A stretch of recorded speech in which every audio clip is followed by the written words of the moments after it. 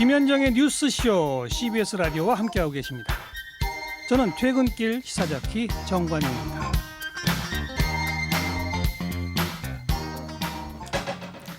실수라고요? 그 실수에 사람이 죽었고 7남매 중에 막내가 죽었고 저희 어머니의 세상은 무너졌고 저희 가족은 한순간에 파탄이 났습니다. 을왕리 음주운전 사고 피해자 유족의 글입니다. 지난 9일 새벽에 을왕리에서 치킨집을 운영하던 50대 가장이 저녁도 걸으면서 마지막 배달을 하러 가게 문을 나섰어요. 그런데 가게에서 2km 떨어진 도로에서 중앙선을 넘어 달려오는 음주운전 차량에 치여 숨진 겁니다. 그런데 이 만취 운전자는 길가에 쓰러진 피해자를 보고도 차에서 내리지조차 않았다 그러죠. 이 때문에 이 가족이 청와대에 올린 청원글에 많은 사람들이 공분을 한 겁니다. 2년 전에요. 청년 윤창호 씨가 음주운전차에 치여 숨졌을 때 그때 윤창호법 우리가 모두 힘을 모아서 만들었습니다. 그런데도 여전히 이런 이유는 뭘까요? 오늘 그 이유를 함께 찾아보겠습니다. 우선 을왕리 음주운전 사망 사고의 목격자 얘기를 들어볼 텐데 목격자이면서 동시에 119에 신고를 한 분이세요. 목격자이면서 동시에 신고자. 이분이 사고 직후에 피해자 지인에게 당시 상황을 증언한, 전달한 그 녹취록을 저희가 확보했습니다. 제공해 주셨어요. 직접 들어보죠. 저희는 이제 앞에 여자 동생들이 둘이 탔고 그다음에 네. 제가 뒤에 탔어요. 네. 저희가 이제 좌회전을 하고 얼마 안 된 상황인데 운전하는 여동생이 언니 저기 사고 난 것 같아요 라고 하는 거예요. 아, 네. 그 시간이 되게 12시도 넘었고 되게 네. 어두운 상황이라서 뭐야? 그러면은 일단은 그 얘기 듣자마자 119에 신고해야지 하면서 네. 제가 119에 전화를 했거든요. 아, 네. 119에 바로 전화를 해서 차에서 나와서 보니까 고인분께서 그 4차선 중앙에 엎드려서 계셨거든요. 아, 네. 저는 이제 그 고인분을 쳐다보고 있었죠. 그 사이에 다른 또 동생이 언니 119에만 신고했어? 이러는 거여서 그랬더니 112에도 먼저 해야 돼 이러는 거예요. 아, 그 동생이 112에 신고를 했어요. 네. 112에 신고를 했더니 걔가 딱 전화를 끊고 나서 언니 우리가 최초 신고자래 이러는 거예요. 아, 네네. 근데 제일 처음에는 그 사고 현장을 봤을 때 쓰러지신 분 보고 주변에 오토바이나 잔에 뭐 치킨들이 이런 게 널브러져 있었을 때 네. 그 벤츠 차량만 보고는 뒤에가 멀쩡하니까 저희처럼 그냥 그 목격자인 줄 알았어요. 아, 네. 근데 차가 뒤에는 멀쩡한데 주변에 또 번호판 같은 게 날아가 있는 거예요. 그래서 이 사고 차량이 이건가 보다 순간적으로 생각이 들어서 네. 차를 보려고 하는데 사람이 안 나오니까 저는 운전자들도 다친 줄 알았거든요. 아, 네네. 그래서 딱 봤는데 동승자석에 있는 남자가 창문을 내리고 있더라고요. 네. 완전히 만취가 된 상태에서 저를 정말로 곧 시비 걸 것처럼 그렇게 쳐다보더라고요. 아. 그러니까 네. 남자는 이미 만취가 됐고 안쪽에다 사람을 보니까 여자인 거예요. 네. 여자도 딱 보니까 취해 있는데 그때 보니까 앞에 있는 창 유리랑 그런 게 다 깨져 있는 거예요. 아, 이제 뭐 그 사이에 저희 뒤따라 바로 오던 오빠들한테 오빠 저기 이제 사고 안 나게 해갖고 하자 그래갖고 오빠들이 이제 그 중앙 차선에 서가지고 차량 그 지도를 했어요. 또 어떻게 2차 사고 안 나게끔 했는데 이 여자랑 남자가 끝까지 안 나오는 거예요. 네. 구급대원이 또 전화가 와가지고 오는데 한 10분이 걸린대요. 네. 근데 진짜 비 오는 날 쓰러져 계시니까 막 환장할 것 같더라고요. 되게 힘들었는데 네. 그때서야 그 여자가 비틀비틀거리면서 나오는 거예요. 네. 근데 저희 일행 중에 운전자 여동생을 딱 붙잡더니 네. 저기요 이러고 말을 거는 거예요. 그래서 동생이 이제 겁이 나서 피했는데 그 다음에 네. 저한테 말을 걸더라고요. 정말 술에 취한 목소리로 네. 발음 다 꼬여가지고 저한테 여기서 역주행하신 분이 누구예요? 이렇게 물어보는 거예요. 네. 너무 황당한 거예요. 좀 저기 계시지 않냐고. 그랬더니 뭐 이렇게 하더니 뭐 인사불성 돼가지고 막 그래요. 또 얼마 안 있다가 또 나와요. 또 나와가지고는 이제는 저를 또 붙잡고 딱 얘기를 하더니 저기 죄송한데 호칭을 뭐라고 불러야 될지 모르겠는데 저분이랑 무슨 관계예요? 하면서 고인을 손가락으로 가리키면서 저한테 그걸 물어보는 거예요. 아, 너무 열받아서 아무 관계도 아닌데 저 사람 저기 쓰러진 거 안 보이냐고 저기 얘기를 해서 옆에 네. 뭐 남자는 보니까 지퍼 열려 있고 벨트 풀어져 있고 너 네. 진짜 이것들이 정말 미쳤구나 했는데 네. 그래서 이제 구급차한테 이쪽이라고 손짓을 해서 구급차 대원들이 바로 이제 맥박 확인하고 이제 계속 CPR을 했는데 어쨌든 의식이 없으신 상태니까 그렇게 있다가 그러고서 경찰이 와가지고 경찰한테 손짓을 해서 이쪽으로 오라고 해서 왔는데 이제 경찰들은 인도에 올라가라고 했는데 저는 못 올라가겠더라고요. 비가 오는데 저는 이제 계속 드는 생각에 담요 한 장이라도 덮어드릴 거 우산이라도 씌워드릴 걸 근데 괜히 잘못했다가 또 안 좋을까봐 그냥 네네. 이렇게 있었던 상황에서 아, 경찰이 오니까 그 여자분이 또 저를 붙잡으면서 저기 제가 뭐 대리를 뭐 이런 얘기를 시작을 하려고 하는 거예요. 그래서 저한테 얘기하지 마시고 경찰한테 얘기해서요 하면서 이제 경찰이 네. 그 여자를 데리고 갔어요. 여기 와서 하라고. 네. 근데 경찰한테 하는 얘기를 들으니까 제가 대리를 부르려고 했는데 대리가 안 와서 이딴 얘기를 하고 있는 거예요.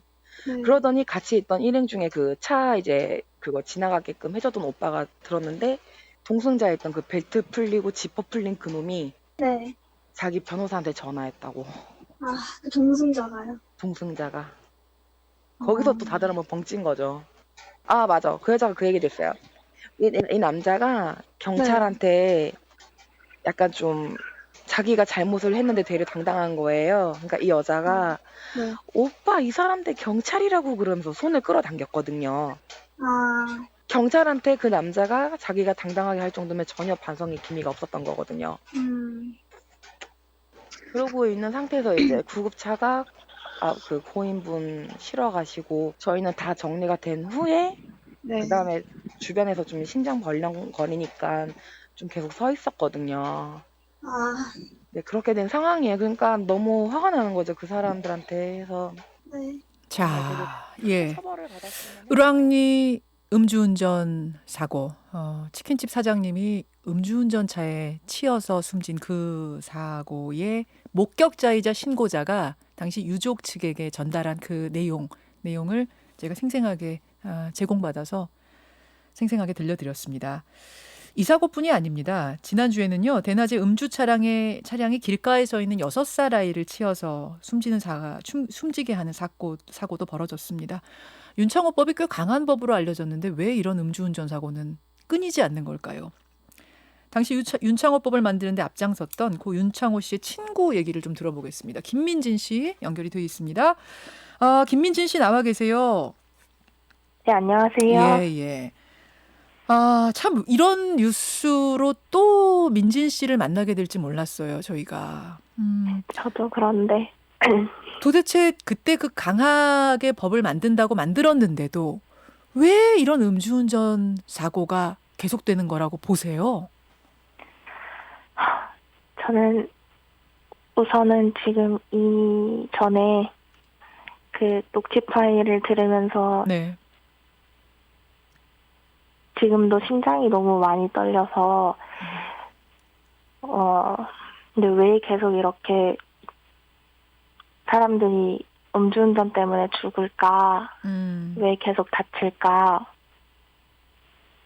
근데 저는 음주운전을 했을 때 내가 적발될 가능성 자체가 작다고 생각을 해서인 것 같아요. 그게 뭐 습관이기도 하고 그렇지만 이제 음주운전 처벌 강화가 됐잖아요. 근데 네. 그러고 나서 그러면 도대체 뭘 더 해야 될까라는 생각을 했거든요.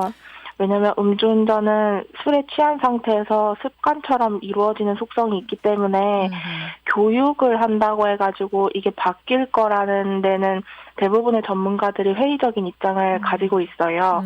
예. 그래서 처벌 강화도 됐고 그러면 더 뭘 해야 될까? 근데 제가 생각을 했을 때는 어떤 범죄 예방의 차원에 있어서는 좀 내가 이 범죄를 저질렀을 때 처벌이 될 수 있는 그 가능성? 그러니까 범죄 처벌의 확실성이 굉장히 낮다는 생각이 생각이 들었거든요. 일단 적발만 되면 처벌은 강한데 적발되지 네. 않을 거야라는 생각들을 한다. 그리고 실제로 대낮에는 뭐 음주 단속 안 하죠. 거의 안 하죠.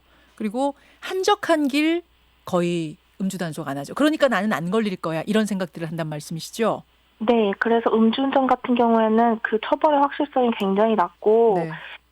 그렇다 보니까 내가 음주운전을 해도 뭐 체포가 된다거나 처벌받을 가능성이 낮다고 생각을 하게 되는 거예요.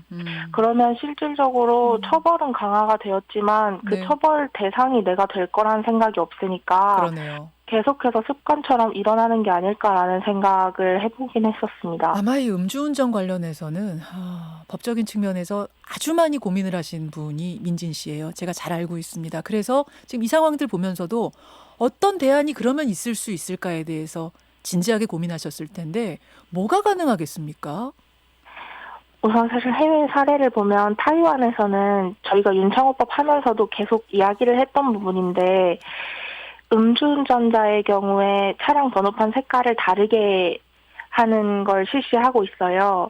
그래서 형광 번호판을 달아서 다른 사람들이 예. 저 사람은 음주운전을 했던 경력이 있다라는 걸 알게 되고 그래서 또 범죄 예방의 효과도 있지만 예. 내가 알아서 좀 피할 수 있는 효과도 있거든요. 아니 그렇게 되면은 또 이게 낙인 찍는 거 아니냐 뭐 이런 논란이 있을 법도 한데 타이완에서는 그게 사회적 합의가 됐군요.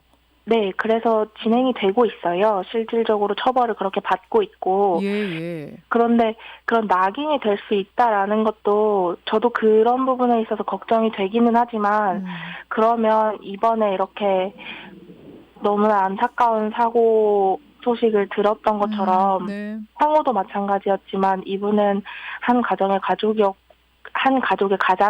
또 그렇죠. 6살 아이이기도 했잖아요. 네. 그럼 그렇게 불특정 다수의 그 시민의 안전은 도대체 누가 지키는가? 라고 생각을 해보면 충분히 저는 이렇게 처벌해도 된다고 생각을 하기도 하고요. 예. 그리고 또 한 가지 방법으로는 이제 면허 정지 수치가 있고 취소 수치가 있잖아요. 네네. 그런데 음주운전을 한 사람의 경우 면허 정지를 꼭 줘야 하나라는 생각도 들었어요. 그냥 아예 음주운전을 해서 적발이 될 경우에 면허 취소라고 하면 더 강하게. 네. 그러면 조금 더 내가 음주운전을 하지 않게 되지 않을까 사람들이 예. 그런 생각도 알겠습니다. 해봤습니다. 알겠습니다. 결국은 적발을 더 적극적으로 뭐 대낮에도 경찰들이 거기에만 매달릴 수 없는 게 현실이라면 네. 처벌을 조금 더 강화해야 되지 않겠느냐. 수위를 좀 봐가면서 조정해야 되지 않겠느냐. 그 말씀이신 것 같아요. 예, 김민진 씨. 힘내시고요. 더 이쪽에 관심 가지고 계속해서 의견 내주시기를 부탁드리겠습니다. 오늘 고맙습니다. 네, 감사합니다. 예, 고 윤창호 씨의 친구 김민진 씨였습니다. 김현정의 뉴스쇼는 청취자 여러분의 참여로 이루어집니다. 트위터, 페이스북, 레인보우 게시판, 그리고 단문 50원, 장문 100원의 유료 문자 샵 1212, 우물정 1212 통해 참여하실 수 있습니다. 김현정의 뉴스쇼, 여러분과 함께 만듭니다.